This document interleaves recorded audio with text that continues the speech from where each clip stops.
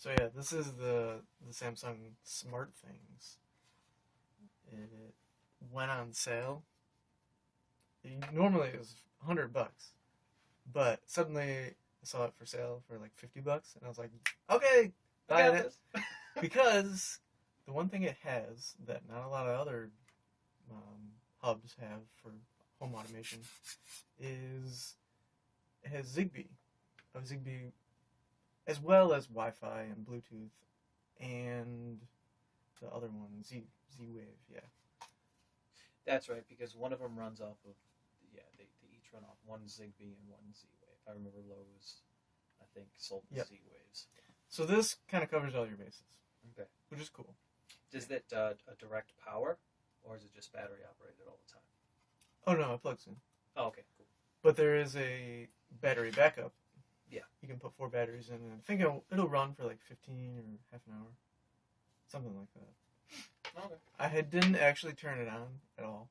I just took it apart as soon as I got it. Yes. So it was kind of tricky. Thank you all those years from RIT.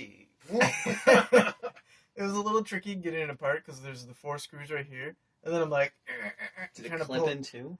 And there was one hiding. Under the.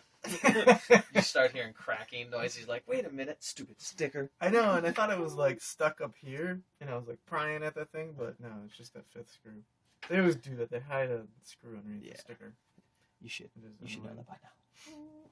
Well, I thought I found it right there, but that's not the one. It's actually right next to it. Cool. So yeah, this thing, it's kind of crazy. It's got an Ethernet, which you plug into your router.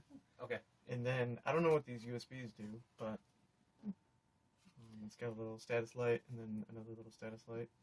And that's pretty much it. Sweet. So then, after taking this thing apart, I was able to take a look at all of the sweet things on here. We have... So, this is the processor right here. This is the IMX6 SoloLite. It's so small. It's running at 1 gigahertz. Well, Holy... I think it's running at 1 gigahertz. Oh, okay. But still, they can underclock it. And that's a Cortex A9 made by ARM. And then there's a... Let's see. This is the K4B4G. Yeah, that's your 4 gigabytes of DDR3 RAM. Okay. That's DDR3 1600, and that's denoted by that. Wait a minute. BCK0. 1600. Yeah, 1600 speed. That's pretty much what I have in a very larger version in my computer. That's ridiculous. Yep. That's ridiculous. Jeez. 1 chip. Yes. 4 gigs. Granted, that one is probably like 7 years old. Now, yeah. Probably 6 or 7. Well, yeah, I don't know how much that was, but it's getting really cheap. So then, that's the RAM that this thing uses. Okay. This is the flash storage, also made by Samsung, which is the KLM4G. That's 4 gigs of eMMC flash storage, essentially. NAND flash. eMMC 5.0. Yeah, I was looking all this stuff up. So, let's see. The next thing we got is... There is this little guy right here. The CAS Z8081, which is a 10100 Ethernet PHY. And so that just does the translation. It's made by Microchip, and it communicates with the IMX6 Solo with reduced media independent interface. Okay, I got part of that. Sounds like fun. Keep going. So, yeah, it's really just a 2-bit data bus. Okay. And then you can plug in your network. Okay. Pretty simple. The IMX6 has the whole network stack on it in hardware. Cool. All right. Then you have a bunch of regulators over here. You got your 3.2 volts, 1.8 volts. Is there a 1.375 volts, 1.5 volts, 1.2 volts, all coming from the 5-volt supply. And that is handled by this 3-channel regulator right here, the RT7273. Okay. that chip that does 3 of the voltages, and I'm sure there's 1 or 2 more low dropouts. Like that's probably a low dropout right there. Is this coming from 110 down to? No. It's 5 volts. There's a power adapter. That, Okay. brings So that's in, what's bringing it down to 5 volts. Okay, sorry. Yeah. So it goes 5 volts here, and then it, this thing converts it to 3 other voltages. Yeah. And then there's 1 or 2 more other regulators that drop it down even lower. Okay. To get your 1, 2, 3, 4, 5 different regulations. 5 Voltage settings. rails, yeah.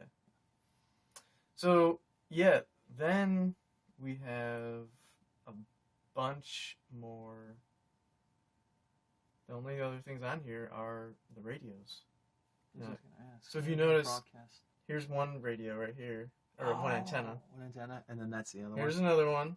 What's and that? then there's another one. Look at that. Just a little coil wire. Yeah, there's nothing really That's true. great on the backside. So, did you buy this to see exactly what they used? So you can kind of make your own, or is this actually going to be part of the one that you want to put into somebody's house? I wanted to know what I was interfacing to. Okay. And kind of what's out there, like as far as the industry is using. Gotcha. And some of these chips I've never heard of before, so it's kind of nice to be able to be aware of like, Microchip makes that. Yeah. Yeah. Or since you know exactly what all of them are. What's this? Nordic one. I didn't even know. I'm like, oh yeah, that's the NRF ones.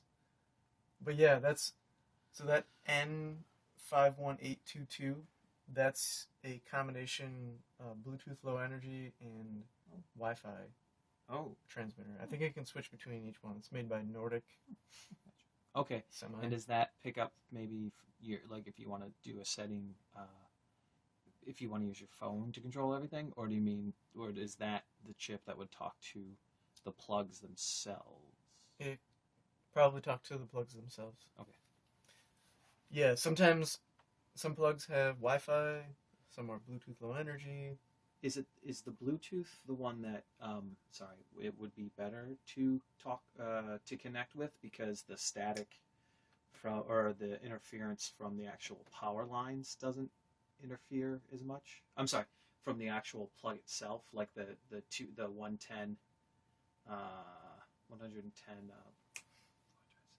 the actual house wiring, doesn't that interfere a little bit since you're going to 2.4 gigahertz? Yeah, since you're going to put the actual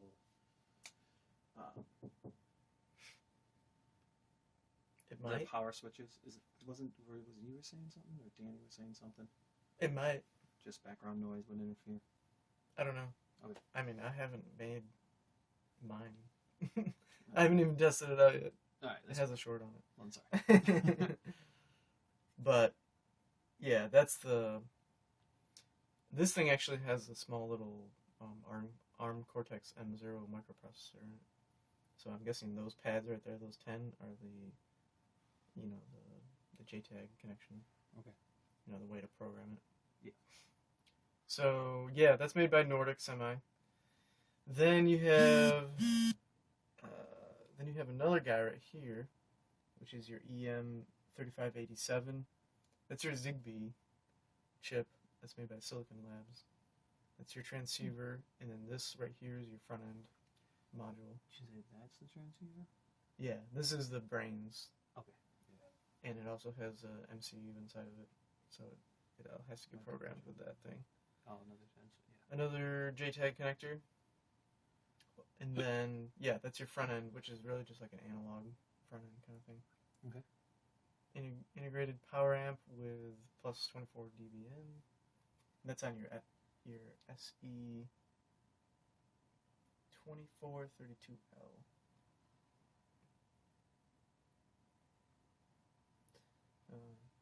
And then the last thing is over here. They just bought a little module. It doesn't normally look like this. What? It has this thing on it, and I had to pry it off. Oh, and then there was a little tab that I had to break off too. This stupid little thing. Oh, to actually get. Yeah, sorry if I've ruined anything when you're trying to record it. I don't know what you were recording it for No, necessarily. man. Or No, no, that some was good. questions. But you can always just edit through that.